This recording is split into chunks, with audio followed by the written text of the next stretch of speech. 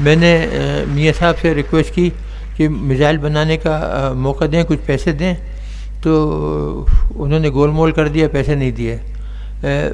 جب بے نظیر صاحبہ تھیں تو میں نے پھر ان سے ریکویسٹ کی کہ آپ ہمیں ان سے پہلے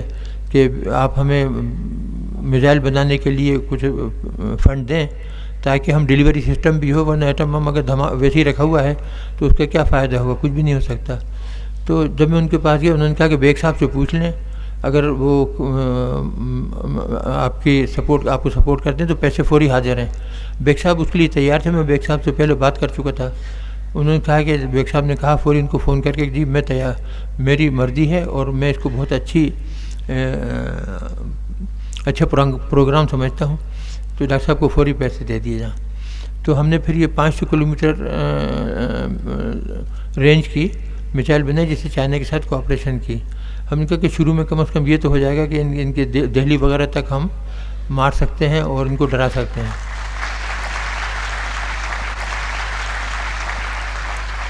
اور بعد میں ہم نے پھر 1500 کلومیٹر کی یہ غوری میزائل جو تھی وہ بنائی، اور یہ ہم نے 6 اپریل غالباً 98 کو فائر کی، تو وہ گئی بلوچستان میں جا کے دلبندین کے قریب ٹارگیٹ پہ جا کے گری۔ بس جب یہ میزائل فائر ہوئی ایک تو کسی کو پتہ ہی نہیں تھا کہ ہم کوہوٹے میں یہ کام کر رہے ہیں، تو اس طریقے سے ہم نے وہ میزائل فائر کی، جب وہاں گری تو ہندوستان کا تو دم ہی نکل گیا۔ اور جب وہاں اس وقت ہمیں لوگوں نے بتایا کہ ایک سفارتی فنکشن میں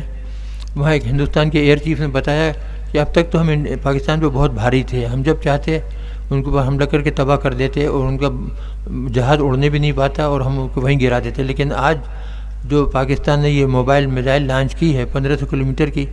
اب وہ ایڈوانٹیج ہمارا ختم ہو گیا۔ تو یہ بات تھی۔ اب